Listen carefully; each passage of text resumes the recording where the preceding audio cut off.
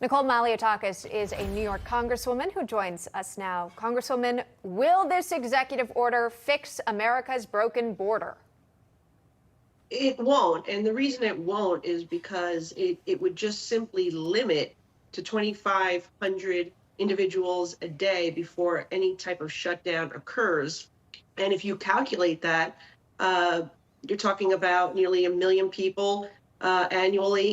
If he keeps at the numbers of 1,500, which he says will be the trigger to reopen. So it's just, I think, window dressing at this point. And the reality is that President Biden broke the border with 60 executive orders. In order for him to fix it, he needs to undo the 60 executive orders. This is simply window dressing because he's getting so much heat from the American people. He's seeing the polls that this is the top issue on the minds of Americans. He's losing people in cities like mine in New York because we just had 2 police officers shot by an illegal immigrant gang member who was allowed to enter under the president's rules.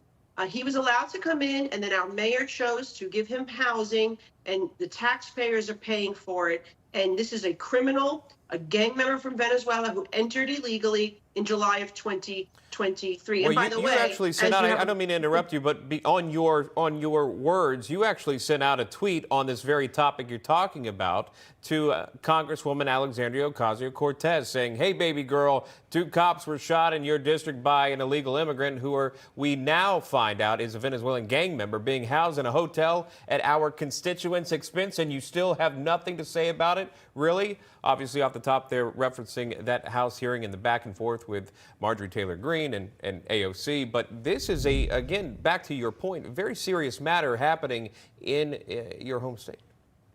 Yeah, and the person, Alexandria Ocasio-Cortez, who represents the district, who is the queen of defunding the police and open borders, does not get a pass and does not get to stay silent during this time. It is time for everyone to put pressure on our representatives and tell them that enough is enough.